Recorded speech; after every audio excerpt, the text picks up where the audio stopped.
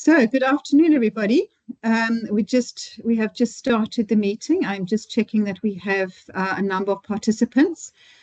So, my name is Michelle Mulder. I'm the Executive Director for Grants, Innovation and Product Development at the South African Medical Research Council, and I'm so pleased to be welcoming everybody to this webinar, and particularly to be collaborating for the first time, and hopefully just the first of many times, with our colleagues at ANRS in France. So as you know, we are collaborating as two funding institutions to bring a request for applications specifically around tuberculosis, which is a key disease area for both South Africa and France, and of course many countries around the world. So we are delighted to be partnering with ANRS and also to be bringing this opportunity to the researchers within South Africa and in France. Obviously, the main purpose of this is to address key questions around tuberculosis, but also to encourage collaboration between the two countries and between the TB experts, particularly in those countries. So this webinar is designed to provide you with more information as you prepare your applications for submission. How it's structured is I'm giving a very brief welcome and introduction. Each of our colleagues, as they speak, will introduce themselves, but I am joined by colleagues from the MRC and from ANRS. We will then have a brief history of how we got to this point and what the RFA is all about from Farid Abdullah. We will then have colleagues from ANRS take you through the process, explain the RFA itself, how to submit, who's eligible, the evaluation process, and take you through the actual online system. We then have a session for question and answers. So we do have some questions that have come in already, and we will answer those, but we'll also open it up to the floor for anybody who has questions they want to post to us today. And then finally, we're going to open it up to see if anybody wants to try and set up linkages with others who are on the call. So looking at opportunities for collaboration and networking. And then we will close. So please do see this as your opportunity to find out all the information you need to determine whether you should be applying, how you should be applying, and what the criteria are to ensure that you have the highest chance of success.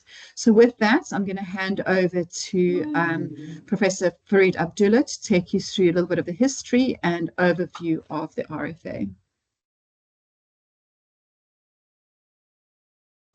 Thank you very much, Michelle. And I'll also be brief and to the point. It's very exciting to be reaching this point in this process. But I'd like to start by thanking Professor Yazdan Pana and the ANRS team, and also Michelle Mulder and the SAMRC team for putting all the effort in to bring us together to this point. The kind of history behind this is pretty straightforward, and it goes really back to pre-COVID days in 2019. When the SAMRC invited 12 TB researchers from France to spend some time with us in Pretoria with the idea of building collaborations. From the MRC's point of view, South African researchers have been very good at working with TB researchers in other countries, particularly the US, but also Brazil, India, and we think that because it is such a big part of the infectious diseases portfolio in this country, that we will benefit greatly from expanding that collaboration to French scientists who have such a huge tradition and history in infectious diseases, vaccine research in particular. So with that, the overall goal of this is to build lasting relationships. And as Michelle said, this will be the first of, we hope, many joint calls for proposals going forward.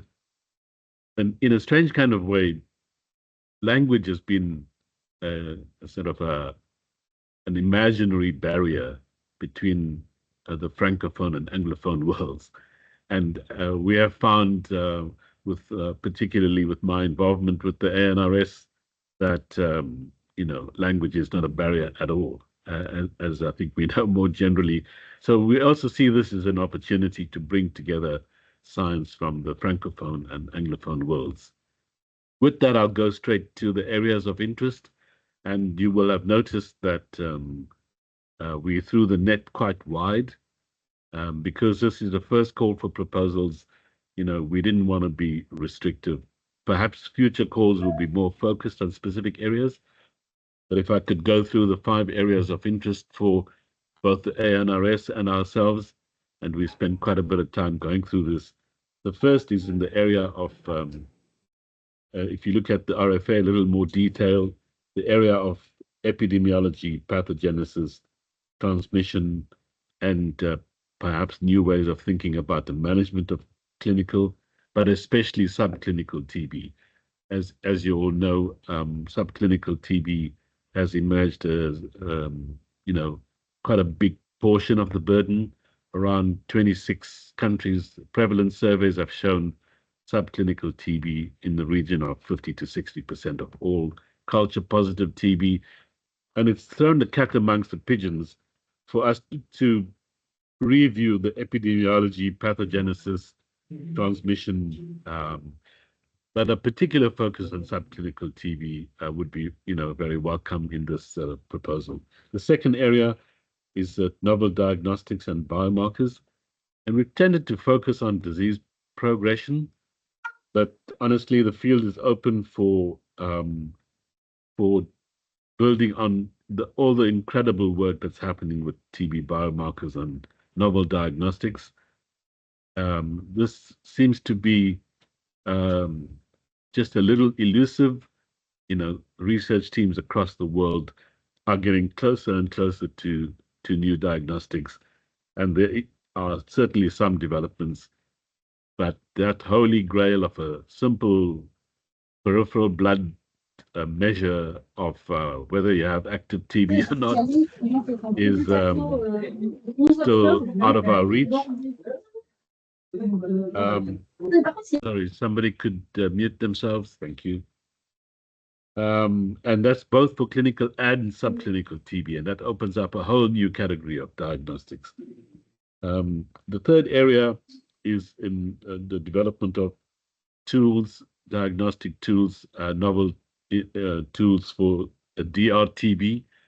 As you know, there are new drugs on the market, there are new shortened regimens, and what we really have focused on is rifampicin resistance, but we know that the whole world is opened up with diagnostics, both molecular diagnostics and next generation sequencing, but all sorts of other tools that are available for the better management, diagnosis and management of RIF-resistant or multi-drug resistant tuberculosis.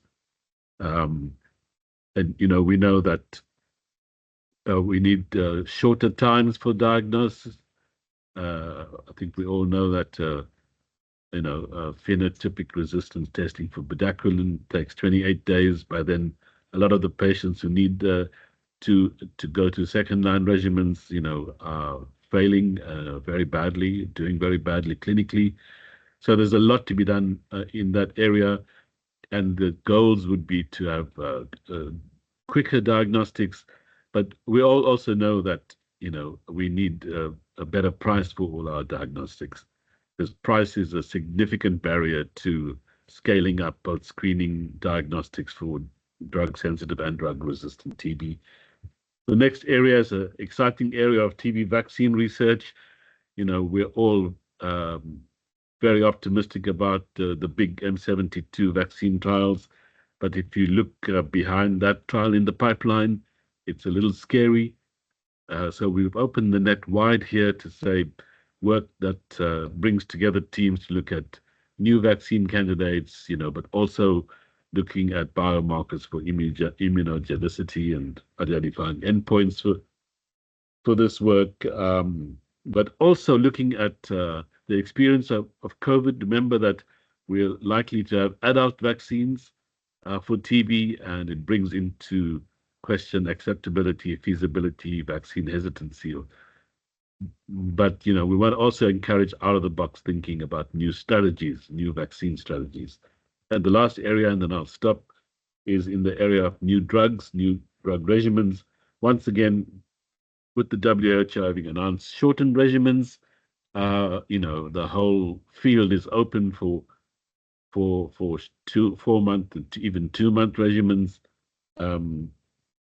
But we're kind of emphasizing a little bit in this call not to forget the children, because they tend to be come much later down the pike. But new exciting opportunities for drugs, for new therapeutic strategies, and new regimens. So I'll stop there. I think the call for proposals provides sufficient detail across these areas without being restrictive. And I think the main message is that these areas have all been broadly defined with the aim of trying to give people who have a good idea the scope to make some investment by both ourselves and the ANRS. Thank you very much. I'll stop there.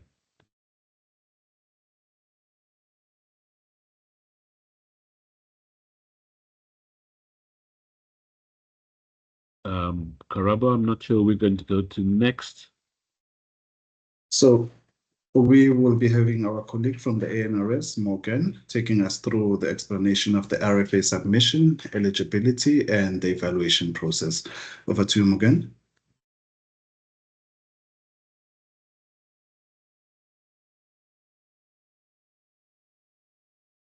Mute. Sorry, I just realized here that I was on mute. So yeah, I was saying that, as Karabo explained, yes, I will go through all the technicality of these RFA submission. So on your side, you need to know in details what are the eligibility criteria and requirements, and what are the application and review timeline and key dates. But especially, we got a lot of questions about the application process through our platform. So I will give you a quick guide with detailed instructions on this topic. And then we will give you more information on the evaluation criteria for applications. Go ahead, Karabo, sorry. So on the eligibility requirements, with a wide scientific scope, the main thing about this eligibility is that we request that each project must have 2 principal investigators. One PI must be a South African citizen or permanent resident, and the other PI must be affiliated with a French academic institution, regardless of their nationality. The eligible institutions include universities, science councils, and research-focused legally constituted organizations. We agreed to accept consortiums on both sides, on the French side and on the South African side. So there may be several scientific teams on both sides, but we do need one coordinator, one leader on the South African side and one leader on the French side. The non-governmental organization may be involved, but cannot be leading institution. And besides the French and South African teams, additional international partners are allowed, but must be from low and middle income countries, as defined by the World Bank. International partners cannot serve as principal investigators. So you will have all this information detailed in the terms and conditions, and I will recommend you several times in this presentation to go through this document, which will give you a lot of answers. Private companies are allowed as subcontractors, but they will not be eligible to apply for funding. In terms of the review, the application and review timeline, this call opened on August the 2nd. We have the webinar right now, and the application submission deadline will happen on October the 31st, with the evaluation meeting to be held on mid-January, and a notification of results that will happen in February next year.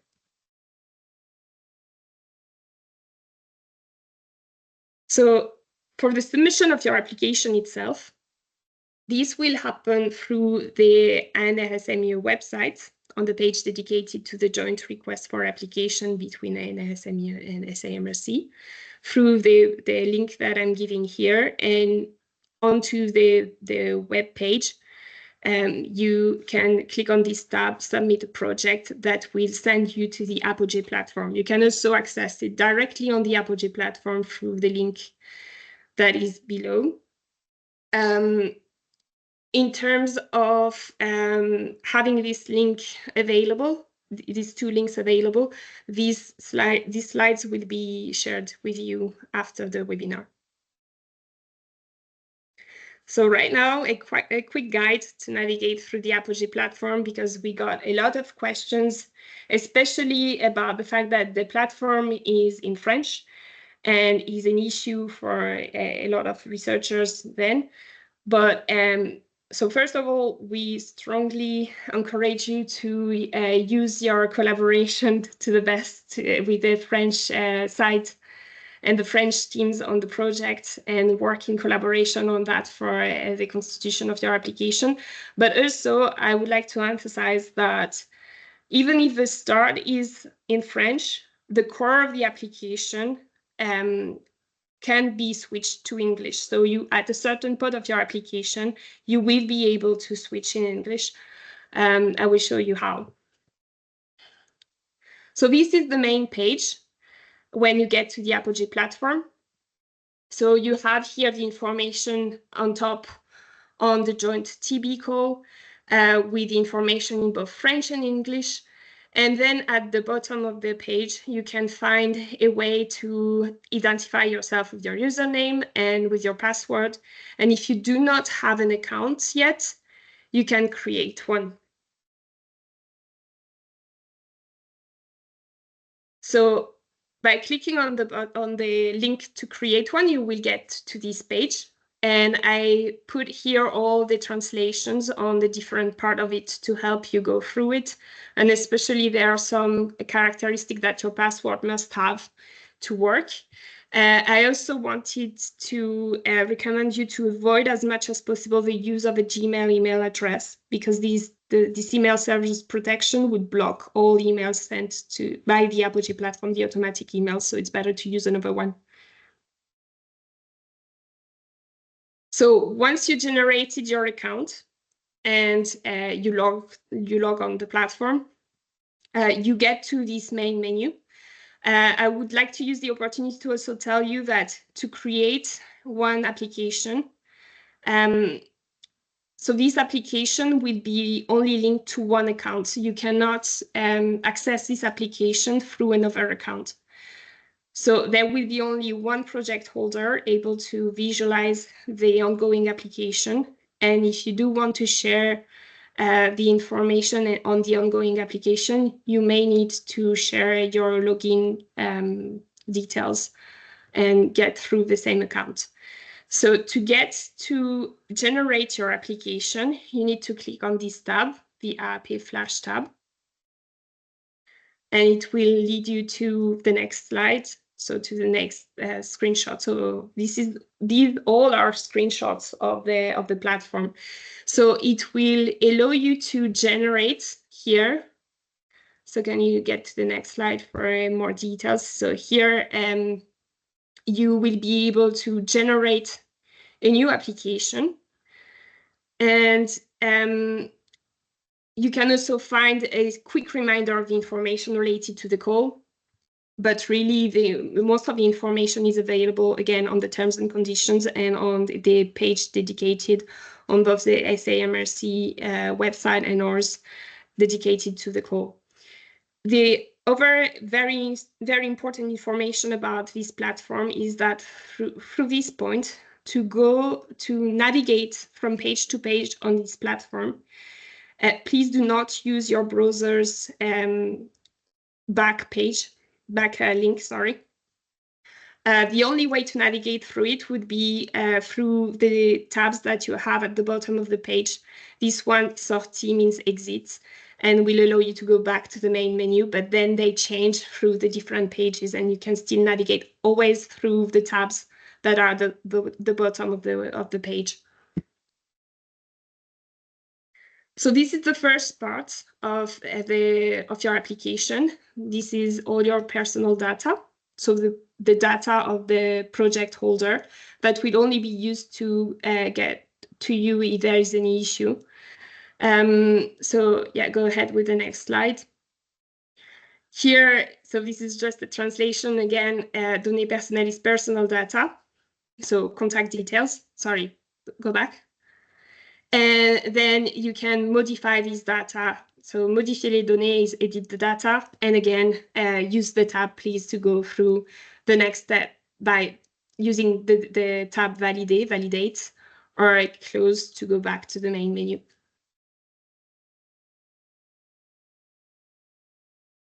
So this is the core of your application. And from this point, you can, so yeah, go ahead with the next slide. You can switch to an English version. So things will get much easier from that point for the English speakers. So then through the tabs, go ahead with the next slide. Again, yeah. So your request, your application includes an administrative, a scientific, and a budget sections. All of these sections must be filled. You can navigate through the different sections by clicking on these tabs, and each of the section is split in different subsections. So be careful that you go through the whole process. Again, so go ahead, you have these tabs. So either you can choose to close the application form and go back to the main menu, in which your application will be displayed because you saved and exit. So there will be an ongoing request that is also called demande en cours de saisie in French. Or you can go back to the personal data section, so the first step of your application. Do remember to save your work frequently as you work through the application, because you never know if the server has any issue. You better safe than sorry. And do not click on the button finish and recap until you're certain that your application is finalized and ready to be reviewed. If you save and exit, you can amend it, you can modify it as much as you want until, of course, the closing of the application, in which you must, of course, finish and recap your application. I wanted to point out and to raise an important point that you need a letter of engagement for each of the different partners on the project. This letter of engagement must be duly filled and signed off by these partners, as well as by an authorized representative of their institution. So you will find them here in the plans to upload, along with the scientific section template, which is important as well. It will give you all the different sections to fill in the scientific part of your project. And once you filled your letter, so you have a specific tab where to upload your scientific section, which would be separate from your references. And then if you have any appendices, you can put them at the bottom here, along with the letters, the different letters of engagement for each of the partners. So here you can save and exit. And once you save and exit, this is, you're back here to the main menu. And you can find here that your application is now displayed here, it's ongoing, and you can edit it as much as you want. And here you can log out of your account by clicking on the tab déconnexion, which is logging out. So that's it for the Apogee platform. I hope this is helpful. And then I will go through the last point, that is the evaluation process. So once the call for proposals is closed, we'll go through a review and selection process. So first, there will be a verification of the administrative and scientific eligibility of your applications. And then an external peer reviewing will go ahead for these applications, with the reviewing of each proposal per 2 independent reviewers, and then a panel meeting, an evaluation meeting, where all these reviewers will meet together for a ranking of the applications. Once the applications are ranked through the evaluation criteria I will speak about just after, there will be a final decision regarding the funding by the ANRS MIE and SAMRC, and in accordance with the ranked list.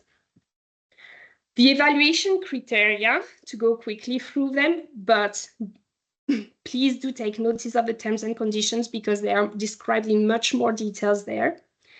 There will be about the scientific excellence and impact, the alignment of the research topic with the scientific scope and priority areas of the call, about the consortium quality, the resources and governance, and finally about the project impact on the long term for building international collaboration, for the contribution of this project and its societal impact. So for any question about this, you can go through our contacts. So AAP is broadly on our side, on the ANRS side, and you can also contact the South African side, SAMRC, on this last address. The one in the middle is specifically about our Apogee platform. So you will be able to reach us on any technical issues with the Apogee platform. That's it for this session.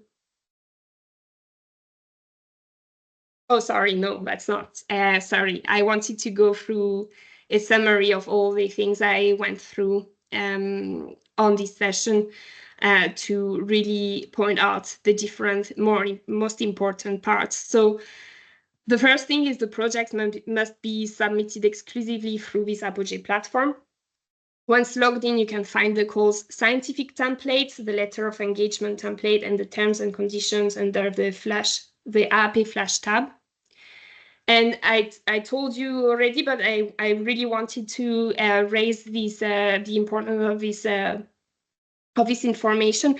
The entire project must be submitted using a single Apogee login ID, a single account. So if you do not have one, you can generate one. And you may share the details, the login ID and the password with your collaborators if you really need to get through the same application and get a look directly by yourself. For a submission to be considered complete, it is mandatory to include all the required information in the Apogee field, including the administrative and financial details, and a thorough description of the research project with a scientific template that is available for download on the Apogee platform. The maximum length of this scientific section is of 10 pages, not including the references and any additional appendices, especially if you want to include figures. It might be better to put them in the appendices. And then I made a point, but if there is these engagement letters, these different engagement letters for each of the partners that need to be duly signed. So again, about the eligibility, the project must be co-led by a French research team and a South African research team, both from academic research institution. And you can also include international partners, non-governmental organizations, and private companies, but each of them may be eligible under specific conditions that are outlined in the terms and conditions. And finally, the proposal must align with the priority areas of the call, of course, and demonstrate equitable and effective collaboration between both countries.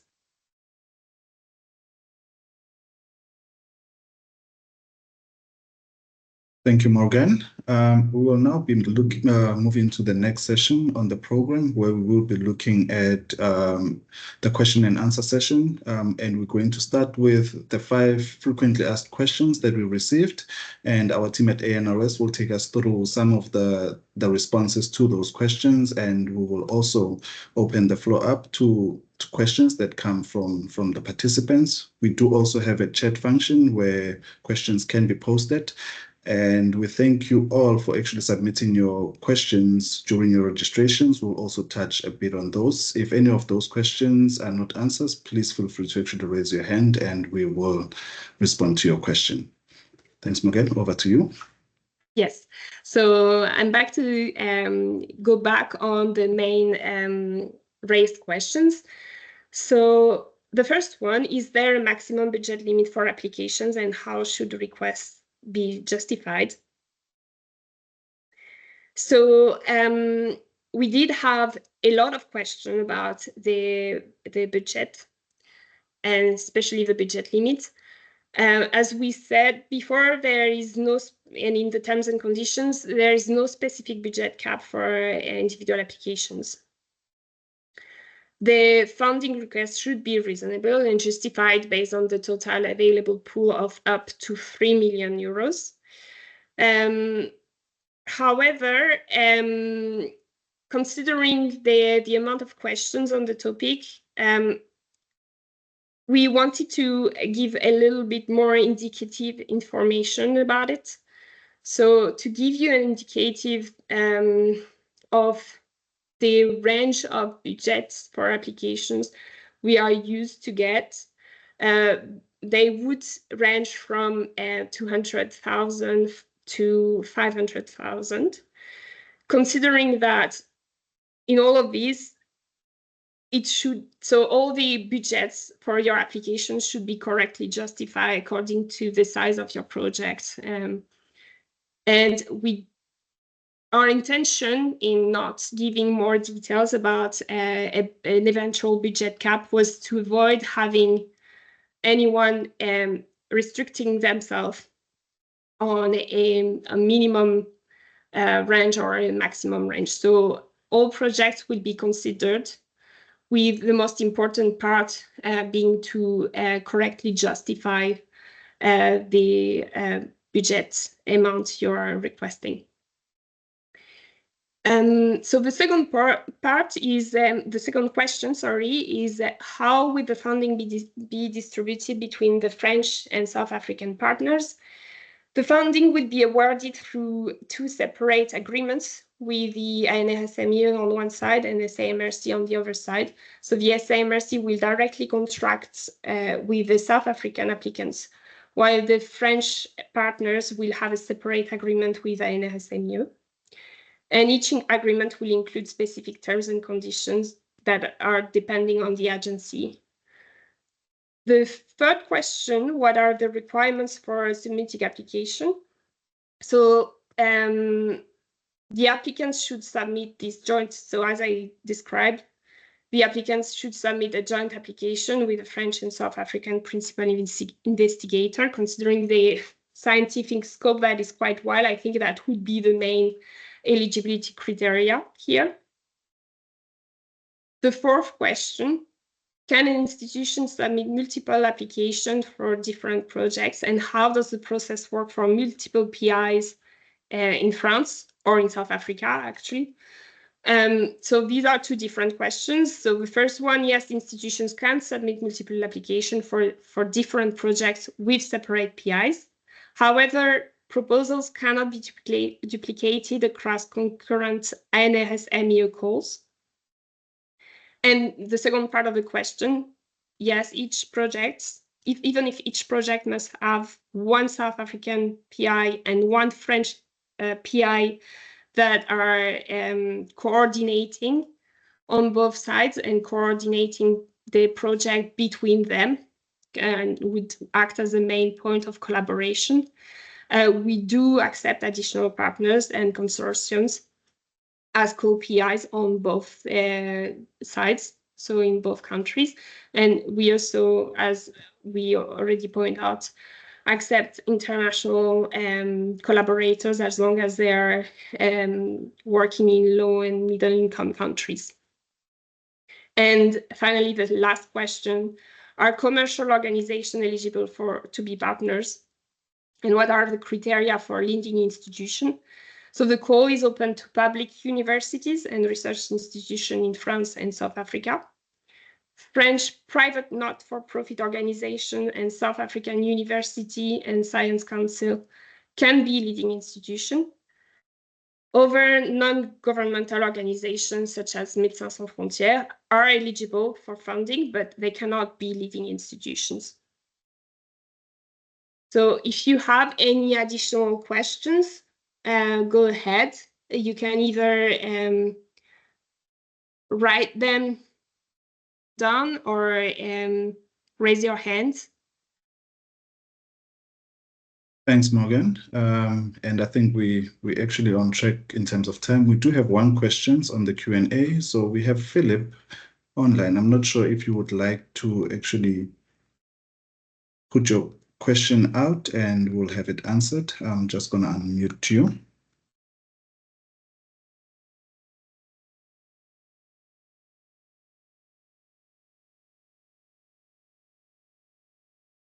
Philip, you can go ahead. Hi, thank you very much. Can you hear me? Yes. Yes, we can. Oh, okay, thank you very much. So just a specific question about the amount of budget that you mentioned, just to make sure. I guess it was in euros, right? From 200 Yes. to 500 euros. Okay, 100,000. Okay. And second question about the distribution between French and South African partners. Is there an expected equal balance between budgets in both sides, or it is possible that the French side, for instance, would have a lower budget, and to which extent compared to the South African partner?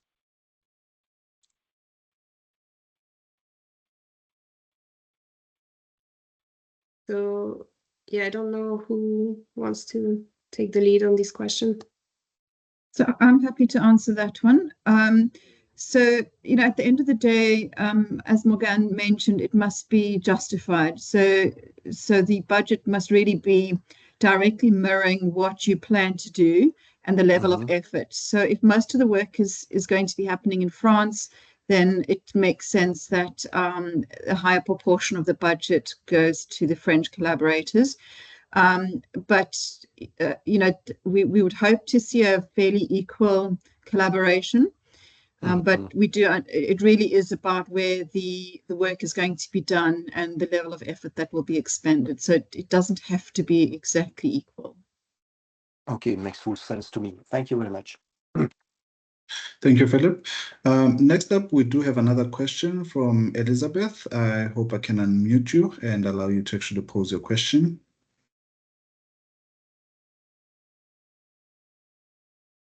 So it's Elizabeth Menu.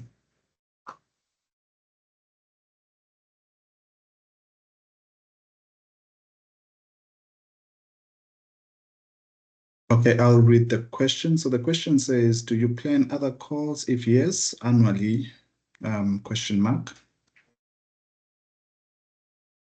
Again, happy to respond to that one. At this point, no.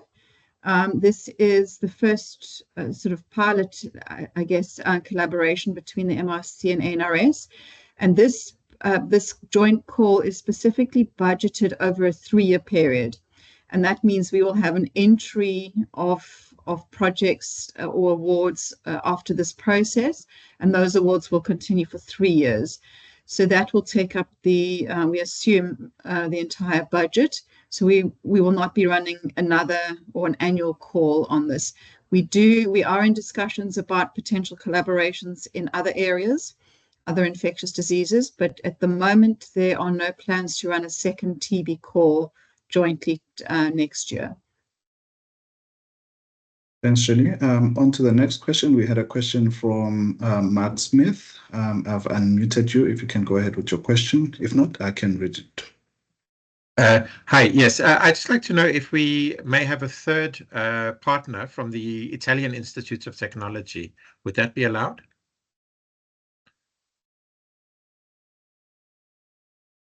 Actually, I'll hand over to Morgan for that one. But as my understanding is that will be allowed. The MRC funding will not be able to go to that Italian institute, but Morgan can comment on the ANRS funding. So I'm not entirely sure. I don't think it's the case. So we might. So this question and answer section will also be answered in writing and will be sent to everyone. So if there are some questions that are not completely answered here, you would be able to get them later. But in this case, I think most of our agreement was that only low and middle income countries would be eligible for funding outside of France and South Africa. All right, thank you. Thanks, Morgan. Thanks, Mark. Over to the next one. I think we have a more technical question from Nagalo. Yeah, I hope I got that right. I've unmuted you. Please go ahead.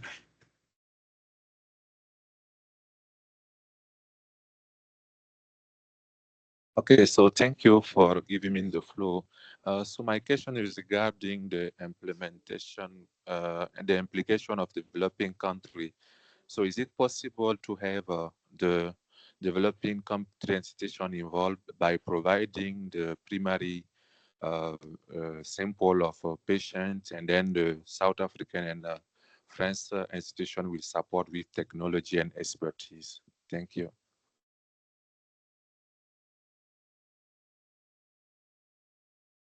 Let's take that one. Sorry. Just go ahead, Shirley. No, I was Sorry, I handing can't it hear you. to Zuleika or Morgan. Zuleika. No, Zuleika, go ahead, or I can. Oh, sorry, I was answering a question in the Q&A. I was typing. Yeah, no worries at all. I Yeah, didn't quite get that one. Sorry. I'm sorry about I think that. the answer is yes. In this specific case, yeah. Mm. Yes, it's. I mean, so that would be my answer to is yes. It seems from your question that the samples are coming from another developing country, but the actual scientists who will be working on them and answering research questions on them will be based primarily in France and South Africa. If that is the case, then yes, that would be possible. Perfect. On to the next one. I'll give the floor to Tariq, who had a question. So I've unmuted you. Please go ahead with the question.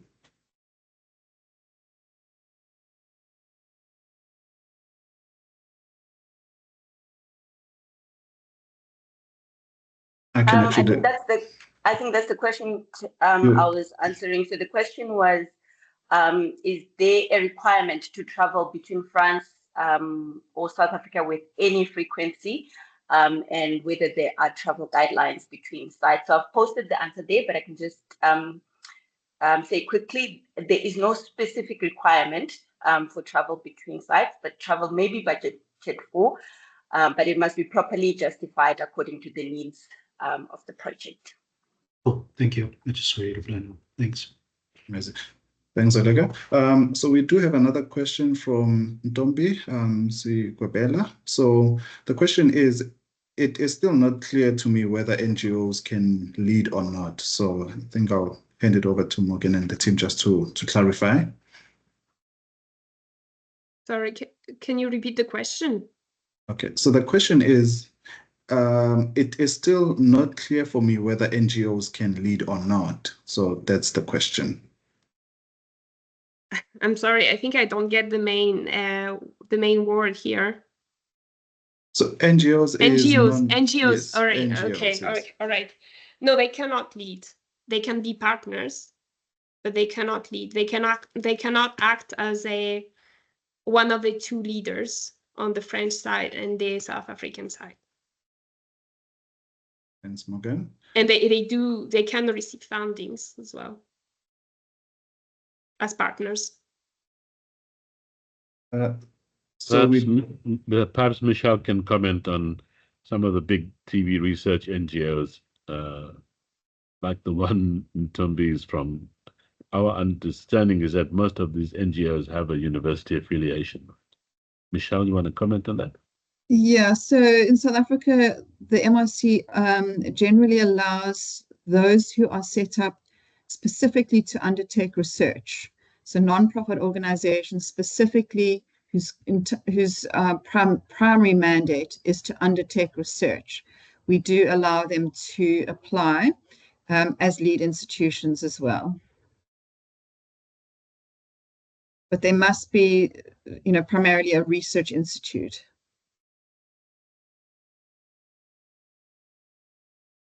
Thanks, Michelle, and thanks to the team, and thanks for all the questions. I'll leave the floor open for a minute or so if there's any final thoughts or questions from anyone, and we'll move over to the next section.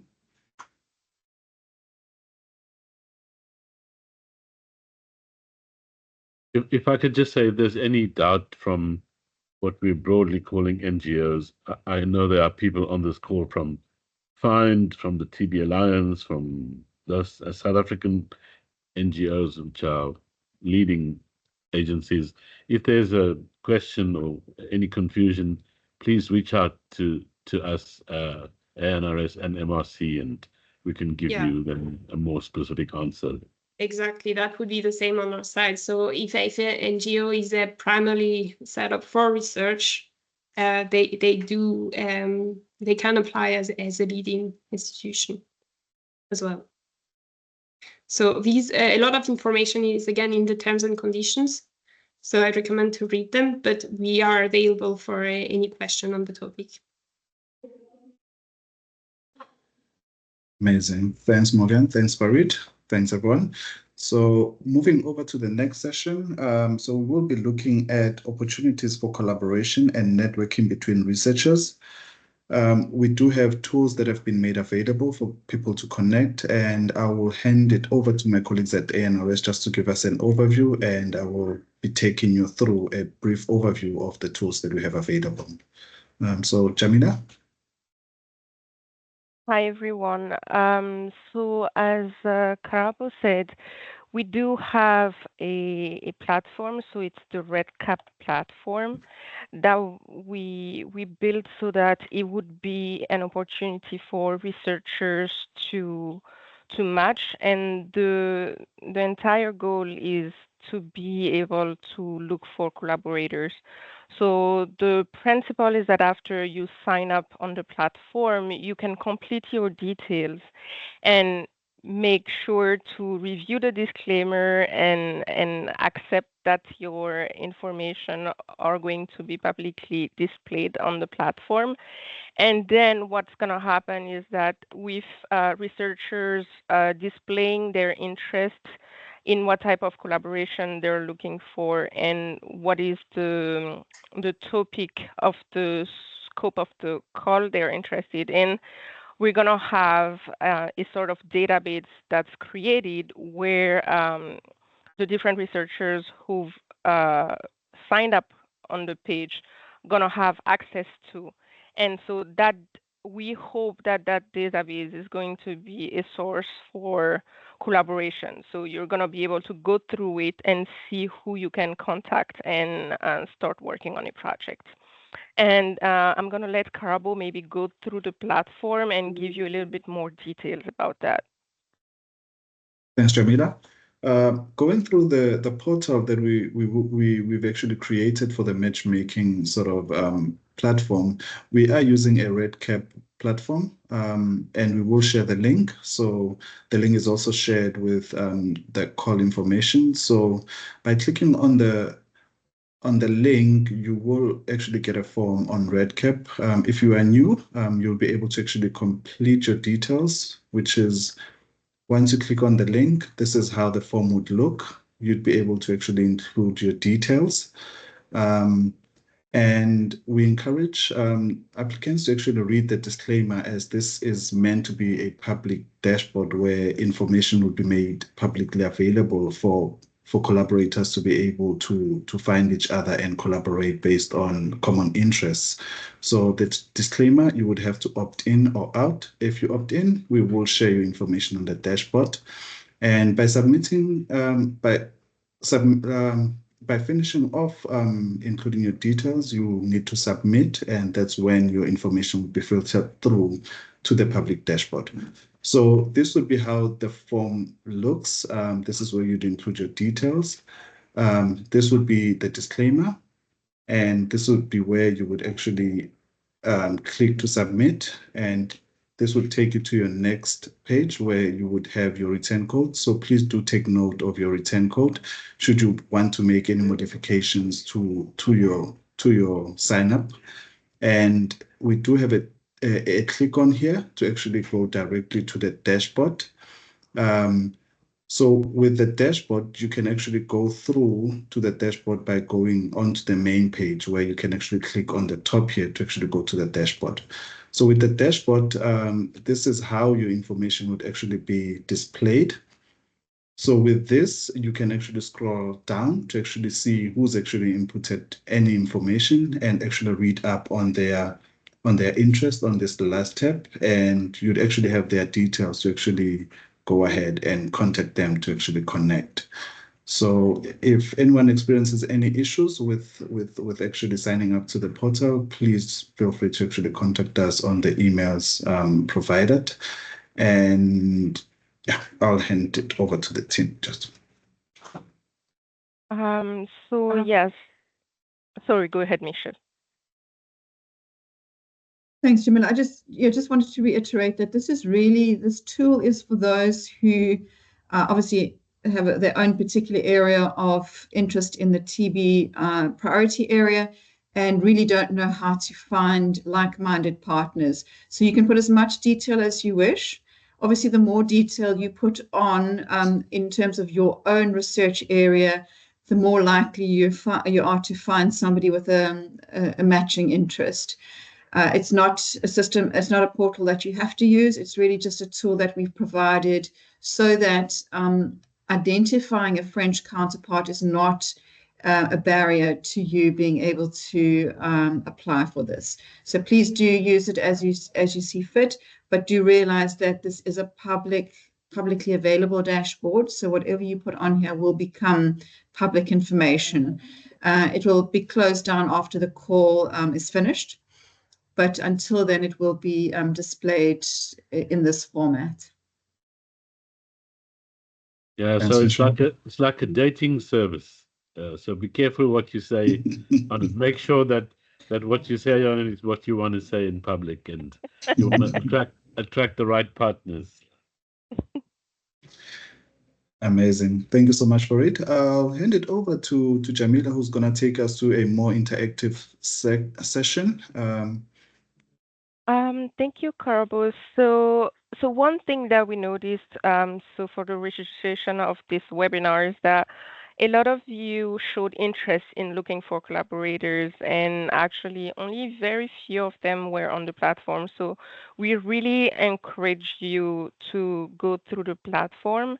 And what we wanted to do now is actually give you the floor so that you can maybe show interest. So in really 30 seconds to 1 minute, say if you're interested in, if you're looking for collaborations, and really quickly on what areas you're looking for a collaborator. And I think, sorry, I don't, Karabo, could you cut your microphone, please? Thank you. So, so the idea is really to give you the floor so that you can share if you're looking for collaborators, and then allow opportunities to or making to happen. So, is there anyone who would want to share their interest? Please kindly raise your hand so I'm able to actually unmute you and allow you to actually use your mic.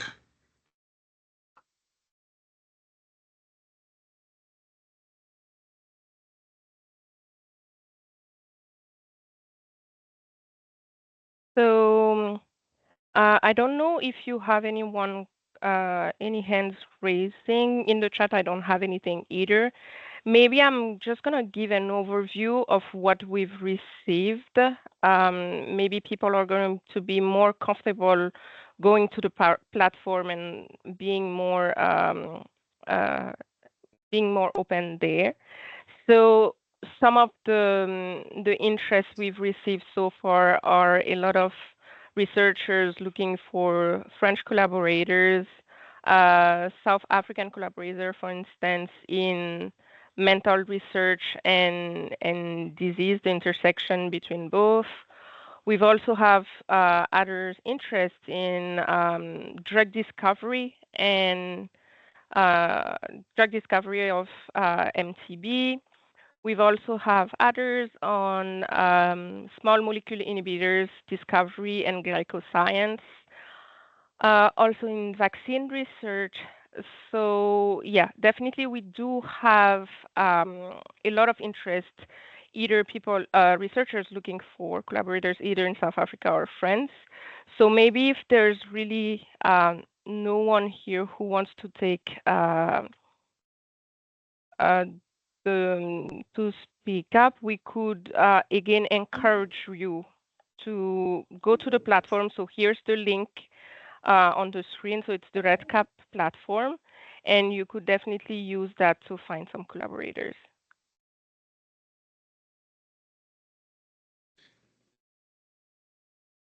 Amazing. Thank you so much, Jamila. Thank you to everyone. We do have one question on the portal.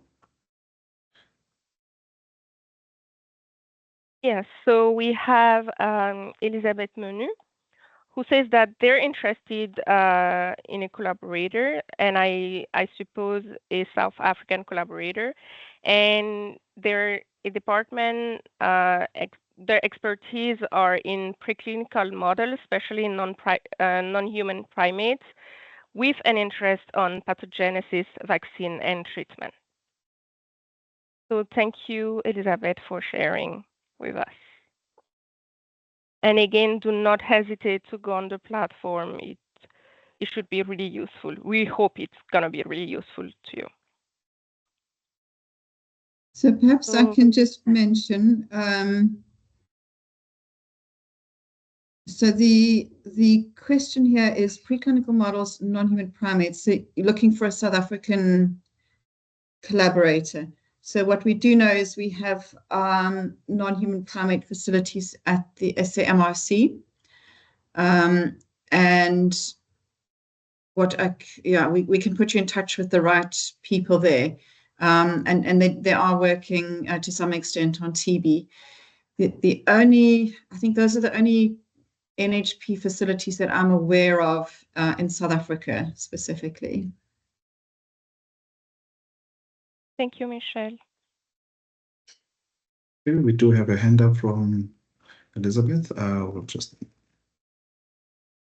Thank you. Can you hear me? Yeah. Yes, we can. Okay. Yes, thank you for the information. Yes, we are looking for South African collaborators, and we have a big facilities. We are located near Paris in France, and we have this facility which is really expert in testing a vaccine, looking at pathogenesis, and we have a model of TB infection in the lab that is running very well.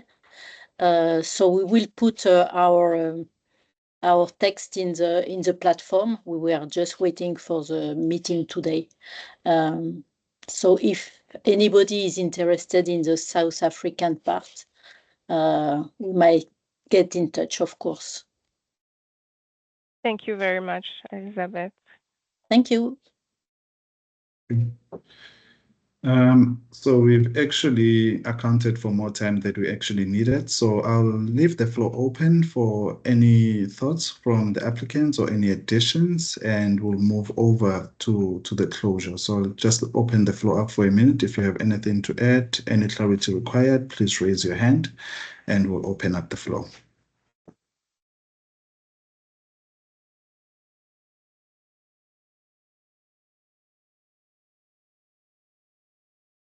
So, Karabo, if I could also just respond to this question around the PIs. Can individuals be PIs or collaborators on multiple applications? And we have a response from ANRS MIE. Just to note that we prefer that any single PI only submits one application as the PI. They are welcome to be co-PIs on other applications. But the general rule for funding that comes through MRC is that a PI should be on the PI on only one application. Absolutely fine if they are part of a consortium in any number of other applications.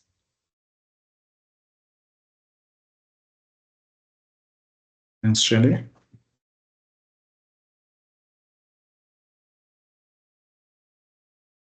Okay, I think that's clear enough. I think for now we'll head over to the last session, which is our concluding remarks and next steps, which I'll hand over to our colleagues at ANRS. Thank you so much for all the questions and actually joining today. Thank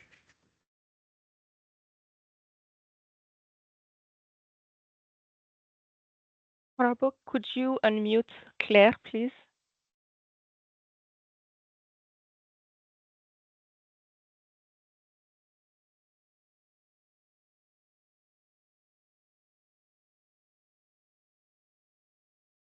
Yeah, thank you. Do you hear me? It's time for closing session already? Yes, it is. Perfect. Thanks, everybody. Ladies and gentlemen, dear researcher and colleagues, as we come to the end of today's informative and engaging session, I would like to thank all of you for the participation in this webinar. The funding initiative that is led by ANRS Emerging Infectious Diseases and the South African Medical Research Council marks for us a significant milestone in our common efforts to fight tuberculosis. By supporting collaboration between French and South African scientists, we aim to leverage collective expertise, resources, and innovative thinking to make a meaningful impact on tuberculosis research. This call not only opens funding opportunities, but also fosters cross-border collaboration, which is essential for addressing a disease that knows no boundaries. And we hope that this initiative will lead to the creation or strengthening of lasting collaboration between our countries. I hope that the information that was shared today has helped answer your questions and sparked interest, and I really encourage all of you to take full advantage of this funding opportunity. We have seen our joint efforts combining the unique strengths of our research communities can lead to breakthrough that they need to break through. The success of this program will depend on the ambition, creativity of researchers like you working together. Before we close, I would like to remind you of a few key points. The application process for the funding will be open until the 31st of October. Detailed guidelines and contacts can be found on the websites of both ANRS Emerging Infectious Diseases and South African AMRC. We strongly encourage all researchers to explore potential collaboration with their counterparts in either South Africa or France to submit joint proposals, and don't hesitate to use the platform. For those who may have further questions and need additional support, the organizers and the funding bodies are available to provide guidance through the entire process. In conclusion, I would like to thank our speakers, moderators, and organizers for their efforts in making this webinar, and most importantly, to thank all of the participants who have joined us from different parts of the world. Let's keep the conversation going, and let's continue working together to drive research that saves lives. Thank you once again, and I wish you all the best in your future research endeavor. Have a wonderful day. Thanks.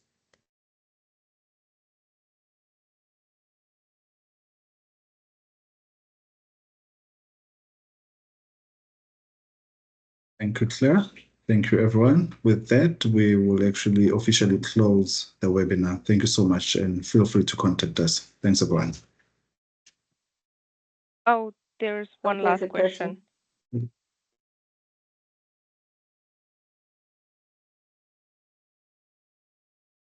Can I please have the hand raised again, and I can just unmute? Maybe the person was trying to press on the react. Oh, on the react. Like they dropped it down. They dropped their hand quickly.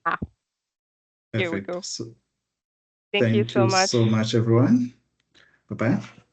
Thank you. Thank Bye-bye. you. Thank you, everybody. Bye, everybody. Merci Bye. beaucoup. De rien. Merci.